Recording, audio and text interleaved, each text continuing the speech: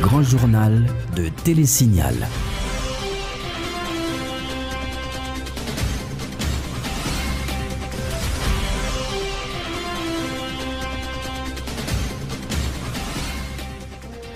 Bonjour, bonsoir à toutes et à tous. Bienvenue pour cette nouvelle édition du Grand Journal sur Télésignal. Merci d'être avec nous. À la une de l'actualité, rien à craindre pour l'avenir politique du pays après le 12 janvier 2015, tente de rassurer le sénateur Edwin Zeni, proche de l'équipe au pouvoir. L'article 136 de la Constitution haïtienne indique clairement les étapes à suivre pour le bon fonctionnement des institutions du pays.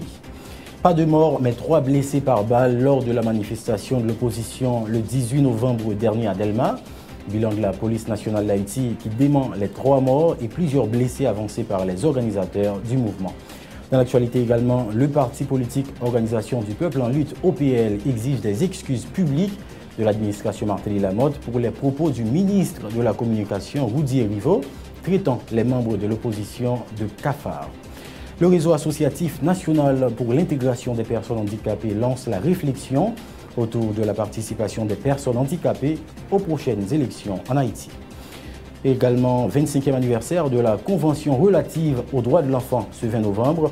L'Institut du bien-être social, le ministère des Affaires sociales, l'UNICEF et d'autres partenaires dressent un bilan satisfaisant des efforts consentis pour protéger l'enfance, mais se disent conscients que beaucoup reste à faire. Journée internationale des droits de l'enfant ce 20 novembre. La protectrice du citoyen promet de renforcer le système judiciaire haïtien afin que chaque jour, un enfant détenu sur 2 soit jugé et remis en liberté. Le développement de ces titres dans un instant.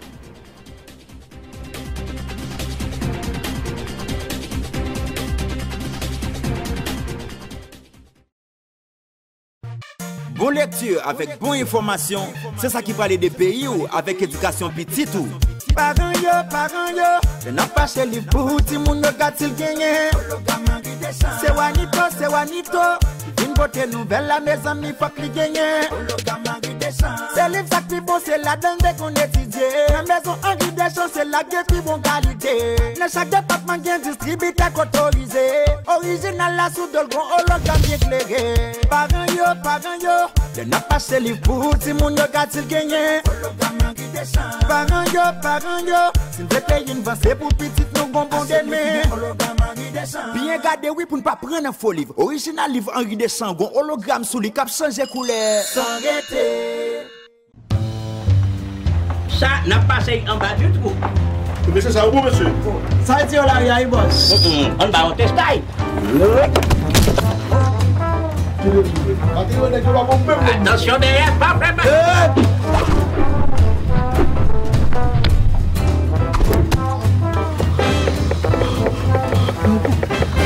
Wilkie, viens t'admire. Oh! Nous correct. Nous devons grand-papa. Halbay. Canes Construction. Halbi. Canes Construction. Ah, ok. Canes Construction entre un grand monde dans le game Kekaïria. Nous vivons tout numéro 1. Bon prix c'est nous, l'autre bagage room diplo. Nous avons Canes Construction, nous sommes plus terrain que tout l'autre yo. Bois, fer, ciment, céramique, peinture, électrique. Nous avons cuisine tout pareil. C'est Ashtel, Plaquel.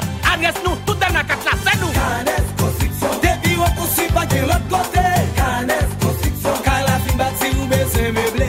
Canes Construction. Oh, parking pour avion atterri. Les pères, viens nous épicer atterrissage, nous entendez? Posez, purti. Bonjour, je suis Daniel, je vis aux Caraïbes.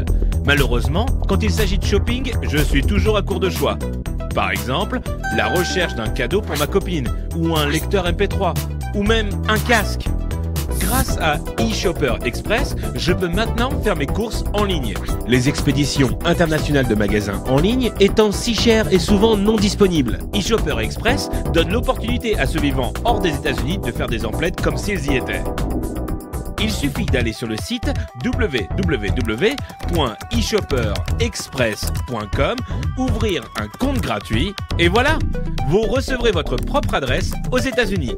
N'oubliez pas d'utiliser votre adresse aux États-Unis pour tous vos achats en ligne. eShopper Express vous informera dès l'arrivée de vos colis chez eux par courrier électronique. Une fois votre colis arrivé, vous aurez la possibilité de demander l'acheminement immédiat chez vous ou à votre bureau, ou de mettre vos paquets en attente si vous en attendez d'autres. Vous pouvez alors demander la consolidation de vos paquets en un seul envoi. La consolidation peut vous faire économiser jusqu'à 50% sur les frais d'expédition internationaux. Incroyable! eShopper Express livrera vos colis à votre porte en quelques jours.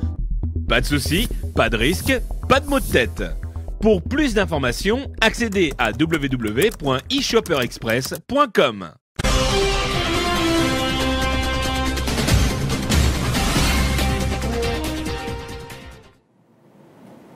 Merci de votre fidélité. Le développement du journal. Comme annoncé en titre, la direction centrale de la police judiciaire rejette toute information faisant croire que des morts ont été enregistrés après l'attaque à main armée perpétrée contre des manifestants de l'opposition à Delma 32 le 18 novembre dernier. Au cours d'une conférence bilan ce jeudi, le porte-parole adjoint de la PNH, Gary Desrosiers, a indiqué que la direction départementale de l'Ouest de l'institution policière a seulement recensé 3 blessés par balle. Il s'agit de Pierre Daniel Moreau, Sylvain Janvier et d'Abner Erard, a précisé Gary Desrosiers. L'inspecteur Desrosiers en a profité pour dresser les actions menées par la PNH au cours de la période allant du 30 octobre au 19 novembre 2014. Les précisions de Gary Desrosiers au micro de François Samus David. Incendie criminel, port et détention illégale d'Amafou. Et à savoir, manifestation qui est faite le 18 novembre, là, et il y a un peu de chiffres qui viennent de la police. Et selon l'IDEO, directeur départemental de l'Ouest, il y a recensé 3 personnes qui sont blessés par balle. C'est Pierre Daniel Moreau, M. Pombal l'enfant, Abner Erard, qui a 60 ans, qui prend Pombal lui-même dans son signe. Probablement projectile là lui-même, il effleuré lui. Il était sur moto également Sylvain Janvier qui lui-même prend une balle de vos genoux. Il y a 9 douilles qui récupérées par la police, exactement dans l'espace côté manifestation d'Abdel. Et il y a 2 interpellations qui étaient faites pendant la manifestation. Un mineur avec un majeur. Et après audition, après que vous verbalisez le mineur là, il y a la gueule. Et pour le moment, il y a un grand monde qui est interpellé pour nous voir exactement qui voulait sa face. Le Premier ministre Laurent Lamotte, hier, à l'occasion du 43e Conseil du gouvernement, a condamné l'attaque à main armée contre la manifestation de l'opposition le 18 novembre dernier. Photos à l'appui, le chef du gouvernement dit déplorer que des manifestants, dont des parlementaires, soient munis d'armes à feu en pleine manifestation. Laurent Lamotte rappelle qu'une telle attitude ne peut en rien contribuer au climat serein favorisant le bon déroulement d'une manifestation. Il réitère la volonté du gouvernement de garantir le droit à tout un chacun de manifester pacifiquement. Suivez un extrait de son intervention. Suite à la manifestation opposition été fait hier, nous voulons condamner énergiquement la violence qui fait en deux manifestations. Nous voyons que il y a un pile de monde qui descend avec mitraillette dans les mains, des parlementaires qui paraissent avec mitraillette dans les mains, ça n'a pas créer un climat serein. Nous-mêmes, nous voulons respecter la démocratie, nous voulons respecter le droit du monde pour manifester. C'est dans nous essayer de faire ça capable pour nous créer un état de droit. Nous condamnons l'acte de violence qui fait et nous voyons tout et toute solidarité nous avec les gens qui étaient touchés, qui prennent balle, qui heureusement pas mourir.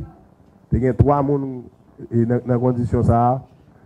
Donc nous voulons réitérer l'engagement nous à défendre la démocratie dans notre pays et le droit de chaque monde pour manifester pacifiquement, pour manifester dans la paix, pour violence pas faite sur petit peuple là. Dans l'ordre, dans la discipline. C'est droit nous pour manifester, mais faire sans mitraillette, sans violence.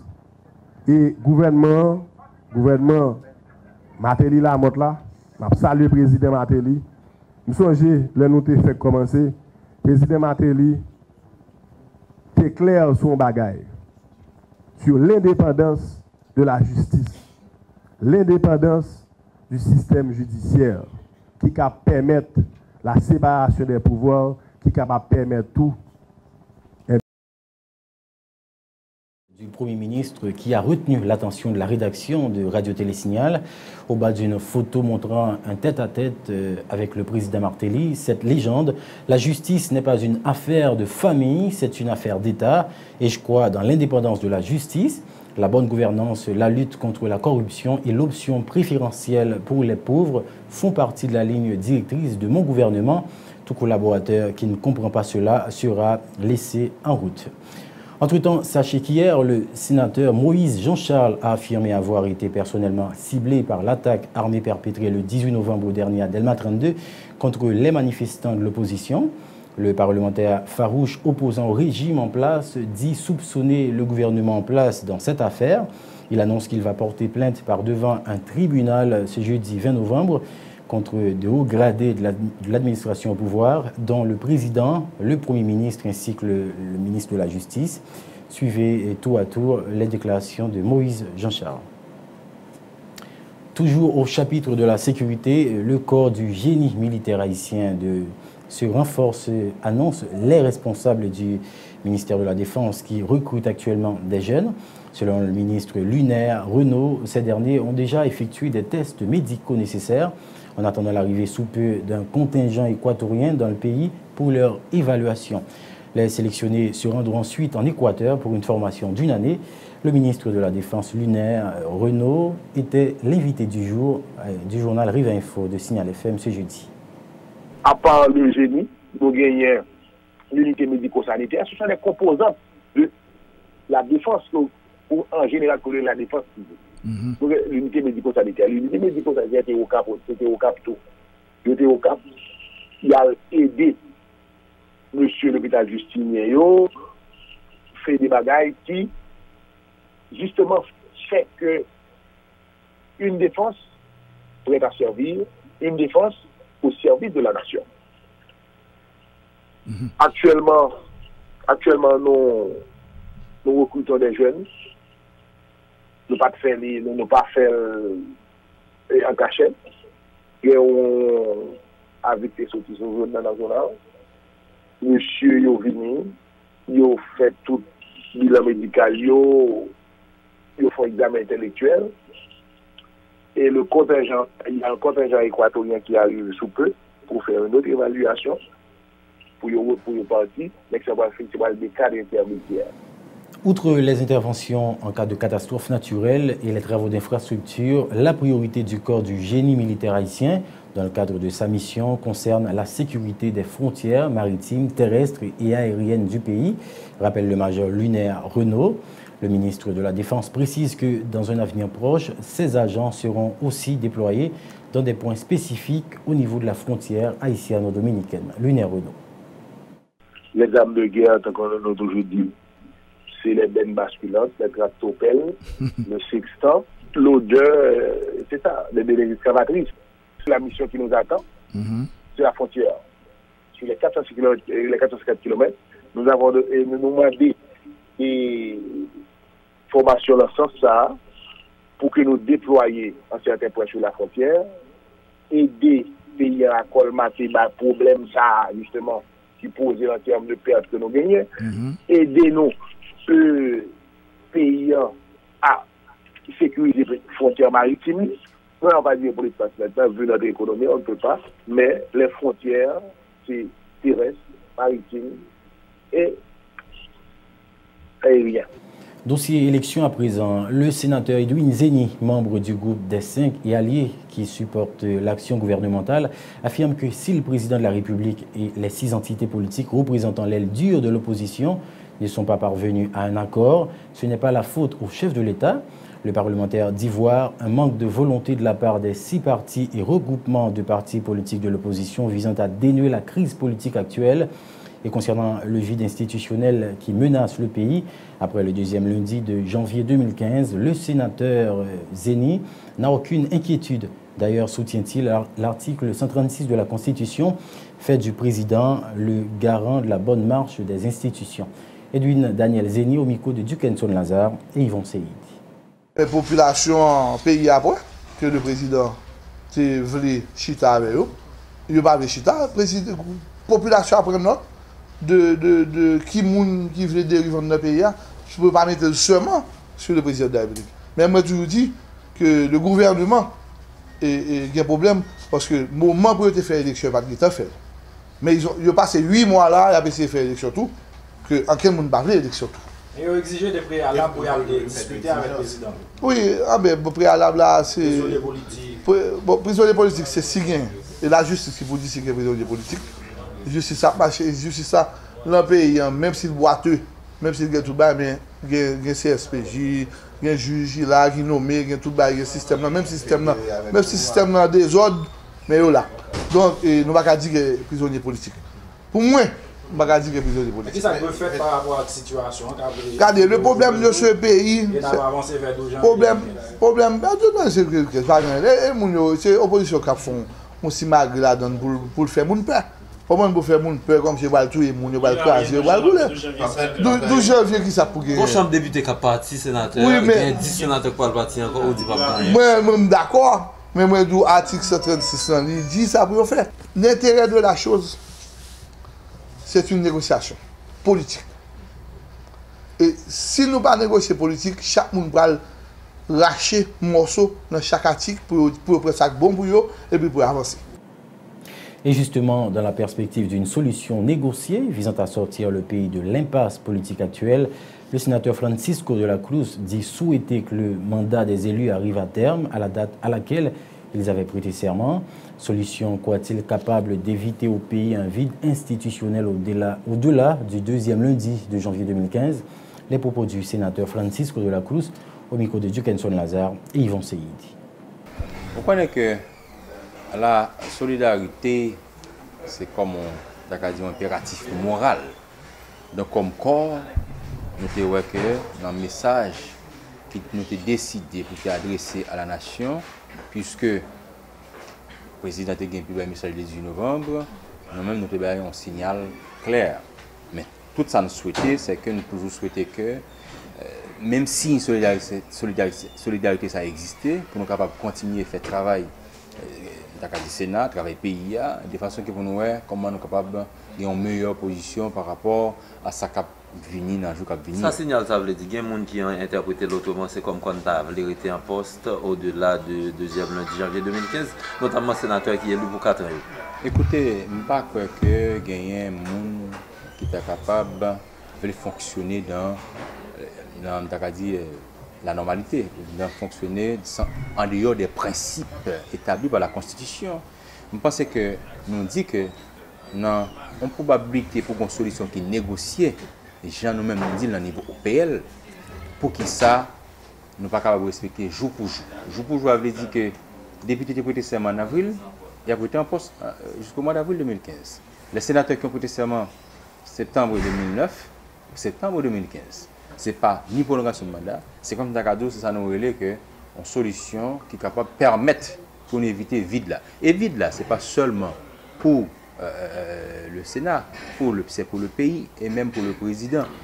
Et puis nous l'avions annoncé en titre, le parti politique Organisation du Peuple en lutte OPL exige de l'administration Martelly Lamotte des excuses publiques pour les propos du ministre de la Communication Rudy Erivo traitant les membres de l'opposition de cafards. Le coordonnateur général de l'OPL, Sauveur Pierre-Étienne, souligne dans un communiqué de presse que la métaphore du cafard utilisée dans le discours politique nous rappelle avec un frisson dans le dos la discursivité du génocide rwandais. Réagissant à l'émission Haïti aujourd'hui sur Signal FM, Sauveur Pierre-Étienne dit craindre que ces propos peu courtois ne conduisent à un bain de sang dans le pays entre les radicaux du pouvoir et de l'opposition. Sauveur Pierre-Étienne répond à Tamara Royon-Garo. Le ministre à la communication, il parlait. Nous connaissons un monde qui est très volubile. Nous connaissons un monde qui est hautement cultivé, sont érudits parce que sont médecins, c'est pas des sciences sociales liées, donc nous avons une capacité liée. Si son quidam qui te parle, nous ne devons pas faire ça au sérieux. Mais là, nous connaissons le ministre Rudy Erivo, sont un monde de haute culture, de grande culture, et nous connaissons très clairement, il connaît littérature sous question métaphore, il connaît rôle métaphore dans la politique d'une façon générale. Eh bien, le ministre n'a pas capable de nous l'ignorer. Eh bien, et métaphore du cafard, ça, comment idéologue qui t'a pensé question épuration ethnique, question génocide au Rwanda. Comment il était aidé monde mentalement, il était préparé la société et comment eh bien il a planifié génocide ça et comment il a pas mettre en œuvre. Donc si la ministre Papel Pacren pour utiliser même métaphore ça qui lui-même était constitué en sorte de prélude c'est avant-coureur à massacre ça, à génocide ça, à épulation ethnique ça, qui fait 800 000 morts. Et il y a des textes, il y a des sources qui même parlaient de plus d'un million de morts. Donc, et puis, politique là, mes amis, il y a un rapport culture. En Haïti, les autres, la vête, pas jamais raison de rang pour l'autre, était opposé de la vête. Et qui est-ce qui pour là? Qu'est-ce qui va le manger? Autre nouvelle, à l'initiative du Réseau associatif national pour l'intégration des personnes handicapées, RANIF, un atelier de réflexion autour de la participation des personnes handicapées aux prochaines élections en Haïti a été organisé ce jeudi à Port-au-Prince. Cette activité déroulée sous le thème « Les élections et les politiques inclusives à la lueur de la Convention des Nations Unies et de la loi du 13 mars 2012 portant sur l'intégration des personnes handicapées » rentre dans le cadre d'une série que compte organiser le RANIF en prélude à la journée mondiale des personnes handicapées le 3 décembre prochain. Cette démarche vise à sensibiliser les acteurs de la machine électorale sur les droits et les devoirs des personnes handicapées, précise la secrétaire générale du réseau, Muscadin Marie-Jessie, au micro de Ludmilla Marc et Ephésie Mathieu. Comme nous prêts dans la période électorale là, c'est pour porter responsable et processus électoral là prend en compte les besoins particuliers des personnes handicapées. Parce que tout le monde qui est handicapé ou pas, il a un droit pour jouir de droits civils et politiques dans le pays.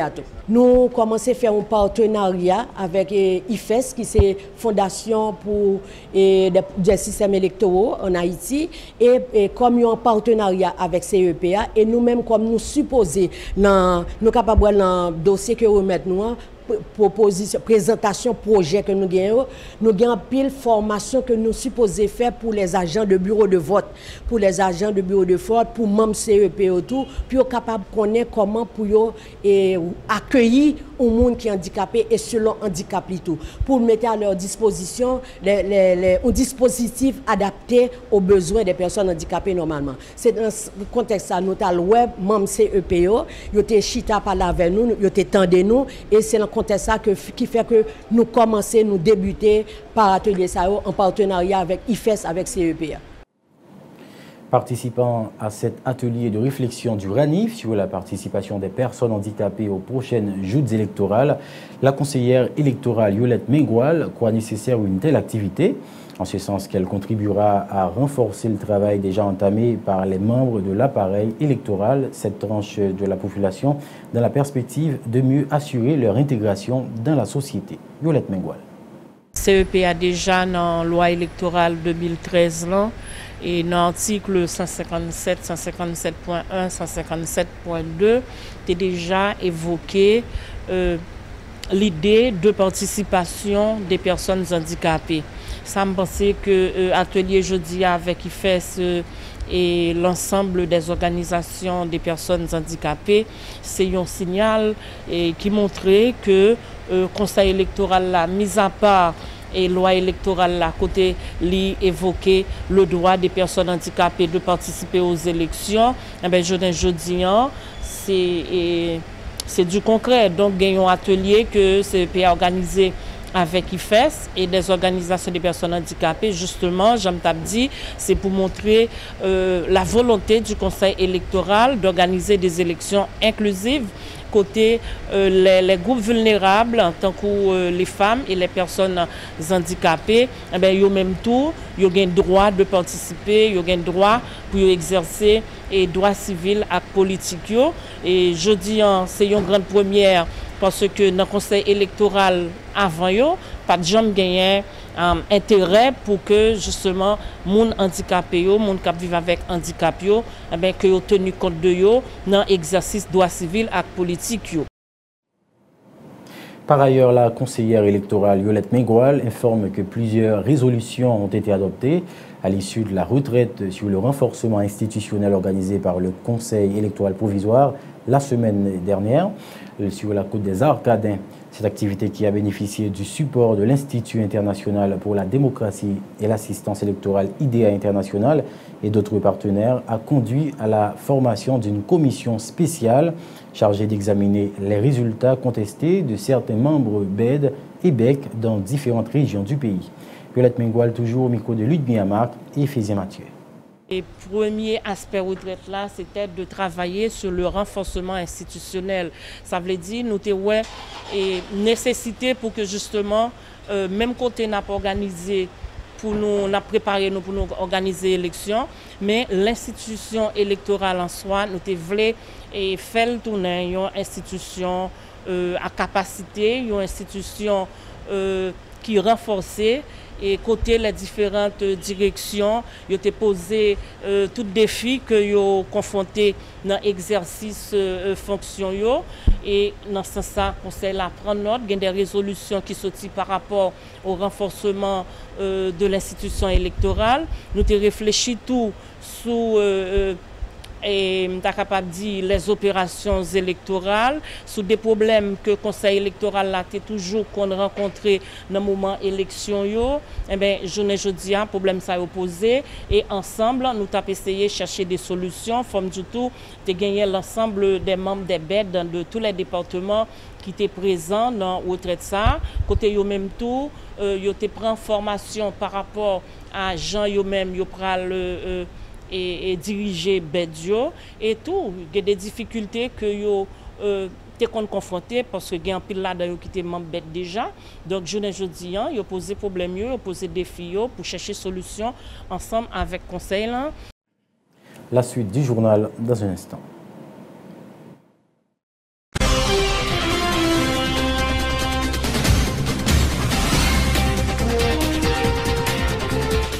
Vous travaillez pour construire votre avenir. Les fruits de vos efforts méritent d'être protégés. Tous vos investissements, chaque employé dévoué, chaque précieuse acquisition, aujourd'hui et pour les générations futures, un malheur est vite arrivé. Soyez prêts, car les conséquences pour vous peuvent être dévastatrices. Avec la AIC à vos côtés, vous pouvez affronter sereinement les surprises que vous réserve la vie. Retombez sur vos pieds. Inutile de tout recommencer. AIC est votre filet de sécurité. Vous créez la richesse, nous la protégeons.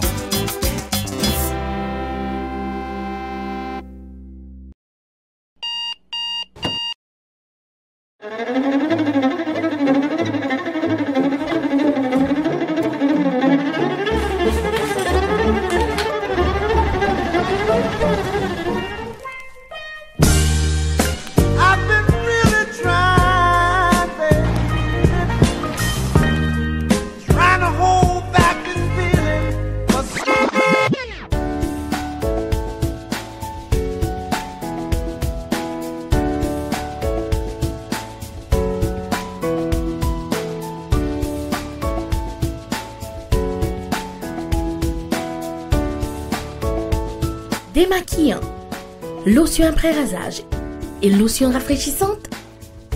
Limacol, la fraîcheur de la brise dans une bouteille. Limacol est un produit de la Disprofar en vente dans tous les supermarchés et les pharmacies. Sous tête mon nou ak terre nou qui pi riche dans le pays d'Haïti, n'a besoin de café qui gen nam, c'est Rebol sien. Sorti dans grand danse pour arriver dans grand nord, passer par plateau central, atterrir dans montagne Belancio, à toute l'autre zone qui produit café dans le pays, nous mettons bons outils, bonne structure et surtout connaissance et confiance dans l'idée pour nous joindre plus bons résultats. C'est depuis notre cueilli grain café, passer dans le traitement, que nous mettons bon gens contrôle pour nous joindre plus bonne qualité. Nous servons avec appareil moderne, sécher, séparer et puis trier café. 42 récoltes café nous sous tête nous là. Ben nous avons pile expérience dans causer traiter café. Volonté pour nous ba ou pi bon service chaque jour, pi plus, exiger nous servir avec matériel sophistiqué qui respecte normes et principes, avec différents mélanges nous. sorti dans gourmet, de luxe, classique, rivé dans l'épibon, dans chaque paquet, dans chaque tasse, Rebo pote pour vous, pi bon goût café pays d'Haïti.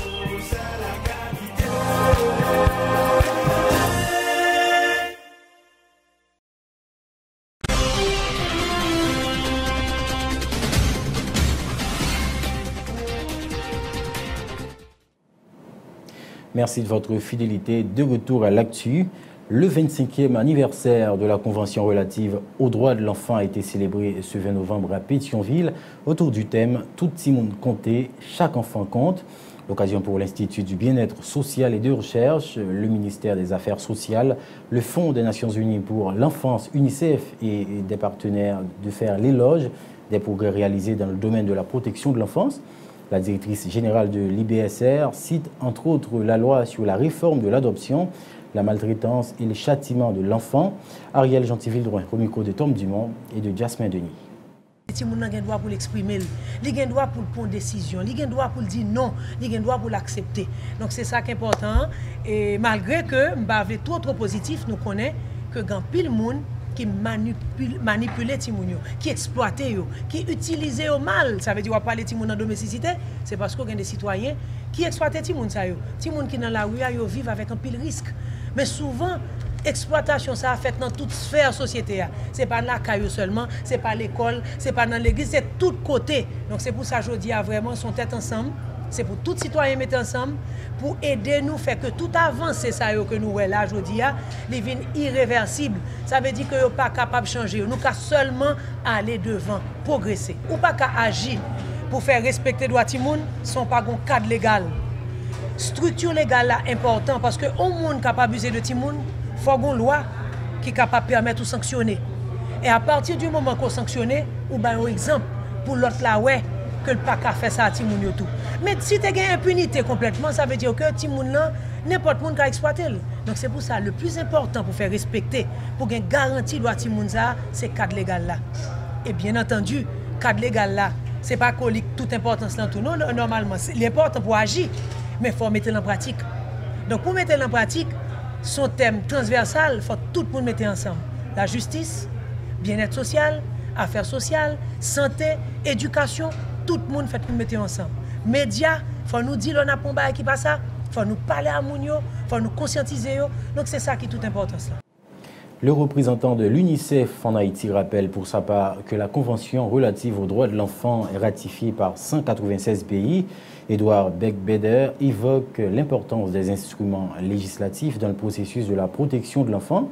Des progrès ont été réalisés dans le cadre de cette lutte, a fait remarquer M. Beck-Beder, qui souligne la nécessité de mettre des fonds à la disposition des institutions œuvrant en faveur de la cause de l'enfant.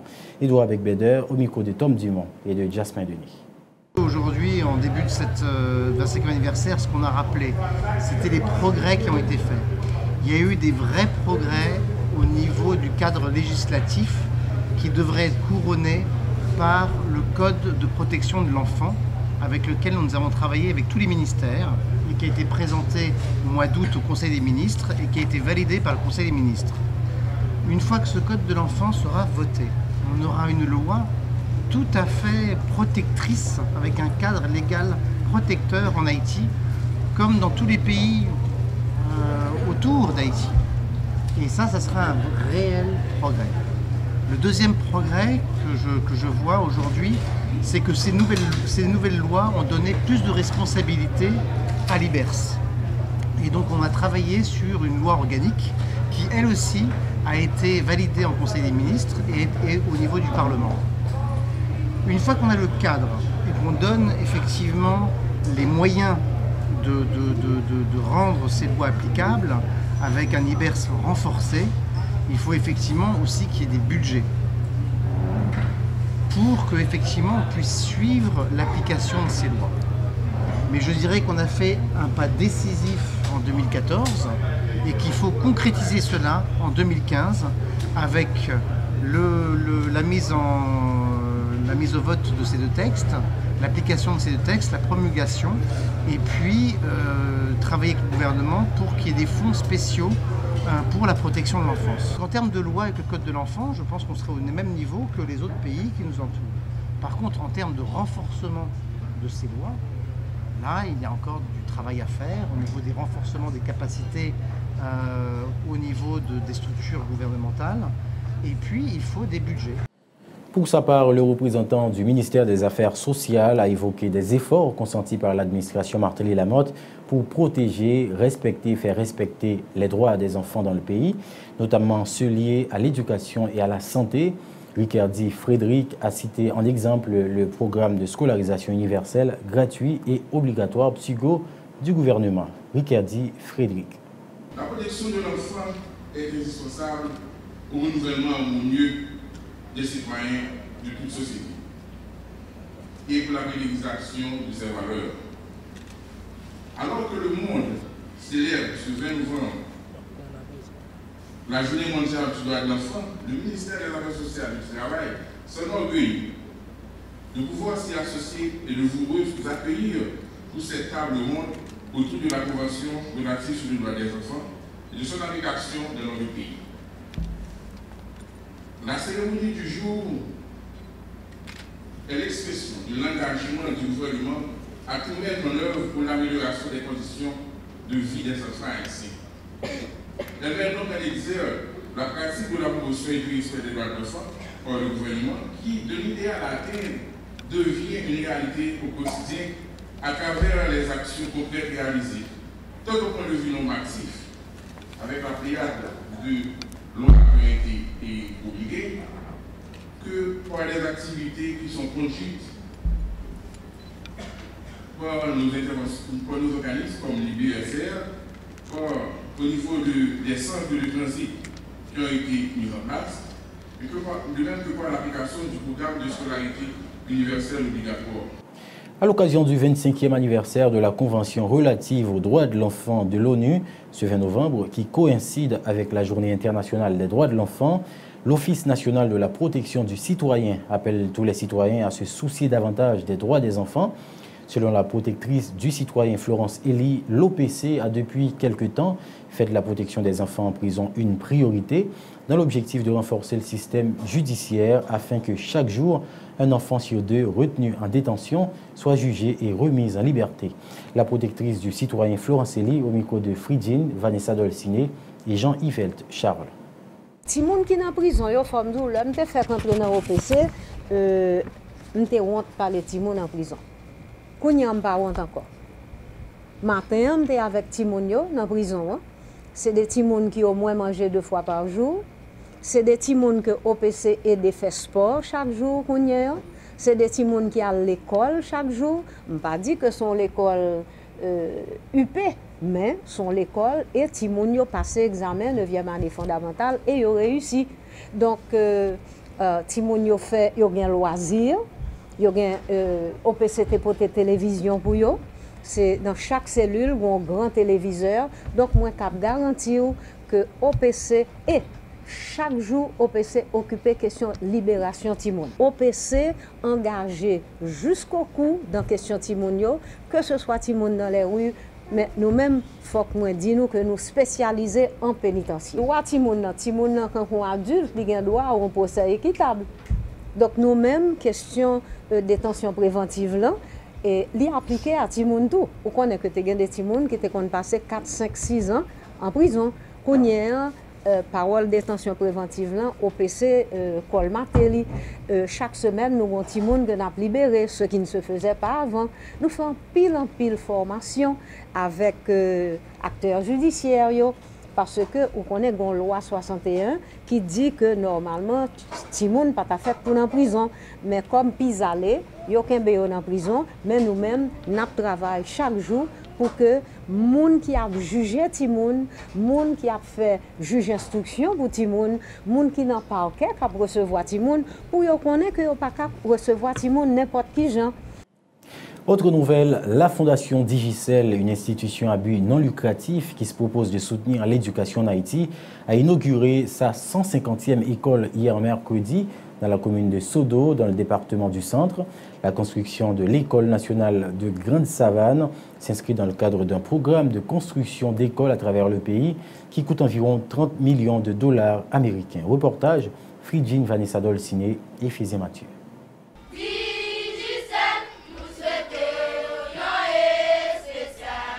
C'est le ministre de l'Éducation nationale, Nesmi Maniga, qui a accompagné le directeur de l'École nationale de Grande-Savane, Isaac Césaire, pour la coupe de ruban, geste qui symbolise l'ouverture officielle des portes du bâtiment qui hébergera dorénavant cette école publique qui jadis fonctionnait sous une tonnelle entourée de bâches à Sodo dans le département du Centre. Cette construction financée par la Fondation Digicel dispose de 9 salles de classe, d'un bloc administratif, d'un laboratoire informatique et d'une bibliothèque pour accueillir environ 300 élèves.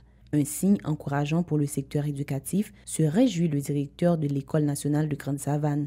Cette école est placée dans cette zone pour donner une réponse à tous les enfants qui aspirent à une éducation de qualité. Nous allons travailler inlassablement et assidûment pour que cette école compte parmi les meilleures écoles en Haïti. Selon les responsables de la Fondation Digicel, c'est la 150e école que l'institution a construite. Une réalisation qui aurait dû être saluée par la présence du Premier ministre, Laurent Salvador Lamotte, qui a brillé par son absence. Son discours a toutefois été lu par le ministre de l'Éducation nationale. Nesmi Maniga encourage les enseignants à ne pas baisser les bras dans l'accompagnement des élèves. L'éducation pour tout le monde, il y a l'autre qualité de l'école, c'est en vérité jeudi. Parents qui sont dans l'école, directeur de l'école, enseignant de l'école. Nous avons souhaité que les prochains ministres visitent l'école, ou prochain après, qu'ils voient le même genre. Rappelons que la Fondation Digicel a inauguré sa première école à Tomazo en mars 2007. Environ 50 000 élèves bénéficient des retombées de ce programme de soutien à travers le territoire national, si l'on en croit les responsables de la Fondation. Parlons éducation toujours. Le consortium des organisations du secteur privé de l'éducation, une association regroupant 14 organisations travaillant à la mise en œuvre de politiques publiques en matière éducative, a organisé ce jeudi à Port-au-Prince sa 5e assemblée générale. L'occasion pour les responsables du COSPE de présenter les perspectives pour l'année académique 2014-2015. Des ateliers portant entre autres sur des sujets tels les stratégies pour une éducation à l'environnement, la formation à l'éco-citoyenne dans le système éducatif haïtien ont été réalisés dans le cadre de cette 5e assemblée générale. Marc-Anthony Alix est le président du conseil d'administration du COSPE. Ces précisions au micro de Fridjin, Vanessa Dolciné et Fizien Mathieu. Servi dans l'école là. Est-ce qu'on a l'impression que c'est chaque année autant pour monter ou pas l'impression rythme de croissance de intrants, rythme d'augmentation de valeur, ça, vous pas l'impression que c'est chaque jour, ils vont monter sur eux. On regarde pour nous tout simplement le dollar. D'après vous, en qui ça nous consomme en Haïti? En goud ou bien en dollar? Du riz, on va acheter, c'est en goud ou bien en dollar on va acheter? Tout produit, cahier n'a pas acheté, papier n'a pas acheté, c'est nous qui fabriquons. C'est un dollar n'a pas acheté. Dans le privé, il y a du bon et du moins bon. Il y a des écoles, bon maintenant, c'est à peine si on l'école. Mais à travers tout ça, il y a aussi des écoles. Pas oublier l'école privée. Le ministère se font un classement après résultat baccalauréat. Ils ont classé 100 meilleures écoles performantes à partir de leur moyenne. Ça veut dire des écoles qui font entre 90 et 100% de réussite. Mais 93% là-dedans, c'est dans le secteur privé à ressortir. 93%. Donc, il faut nous faire attention. C'est vrai que gagner de l'école ou passer là-dedans, c'est à peine sous carré l'école. Mais en même temps, tout. Et c'est ça pour nous veiller, pour ne pas faire, pour ne pas décourager les gens qui ont fait bon bagarre dans le pays. À présent, le rappel des titres de l'actualité. Rien à craindre pour l'avenir politique du pays après le 12 janvier 2015, tente de rassurer le sénateur Edwin Zeni, proche de l'équipe au pouvoir. L'article 136 de la Constitution haïtienne dit clairement les étapes à suivre pour le bon fonctionnement des institutions du pays. Pas de morts, mais 3 blessés par balle lors de la manifestation de l'opposition le 18 novembre dernier à Delma. Bilan de la police nationale d'Haïti qui dément les 3 morts et plusieurs blessés avancés par les organisateurs du mouvement. Dans l'actualité également, le parti politique Organisation du Peuple en Lutte OPL exige des excuses publiques de l'administration Martelly Lamotte pour les propos du ministre de la Communication Rudy Rivo traitant les membres de l'opposition de cafards. Le réseau associatif national pour l'intégration des personnes handicapées lance la réflexion autour de la participation des personnes handicapées aux prochaines élections en Haïti. Dans l'actualité également, 25e anniversaire de la Convention relative aux droits de l'enfant ce 20 novembre. L'Institut du bien-être social, le ministère des Affaires sociales, l'UNICEF et d'autres partenaires dressent un bilan satisfaisant des efforts consentis pour protéger l'enfance, mais se disent conscients que beaucoup reste à faire. Et puis enfin, journée internationale des droits de l'enfant ce 20 novembre. La protectrice du citoyen promet de renforcer le système judiciaire haïtien afin que chaque jour, un enfant détenu sur 2 soit jugé et remis en liberté. C'est la fin de ce journal. Merci de votre attention et de votre fidélité. Très bonne suite de programmes sur Télésignal.